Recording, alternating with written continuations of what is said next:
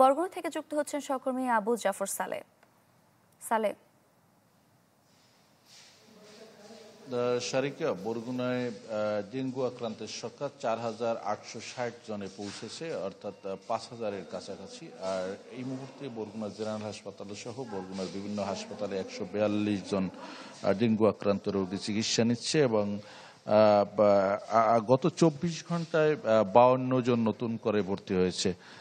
তো আসলে যেটি যদি আপনাকে বলি, আসলে যেটি আরো 15 দিন বা 1 মাস আগের যে চিত্র, তা থেকে কিন্তু অনেকটা কমতে শুরু করেছে। কিন্তু এই সংখ্যাটা কিন্তু প্রত্যেক দিন 80 থেকে 100-100-র উপরেও কিন্তু প্রতিদিন ভর্তি হয়েছিল, কিন্তু সেই সংখ্যাটা একটু কমতে শুরু করেছে।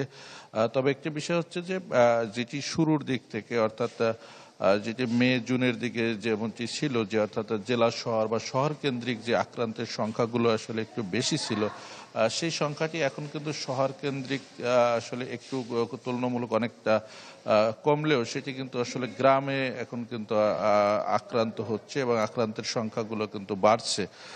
তো এই বিষয়ে আসলে আমরা স্বাস্থ্য বিভাগের সাথে কথা বলেছি, যেটি স্বাস্থ্য বিভাগ যেটি জানিয়েছেন যে অর্থাৎ এই যে আগস্ট বা সেপ্টেম্বরের মাঝামাঝি এই সময়টায় কিন্তু ডেঙ্গু আসলে আক্রান্ত যে সংখ্যা সেগুলো কিন্তু থাকবে। এবং যেটি হচ্ছে যে প্রশাসনের পক্ষ থেকে যাতে পরিষ্কার পরিচ্ছন্নতা বা যে অর্থাৎ ডেঙ্গু প্রতিরোধে যা যা করণীয়, সে ধরনের মানুষকে সচেতন রাখতে যে ধরনের কর্মযজ্ঞ রয়েছে সেগুলো আসলে করা হচ্ছে।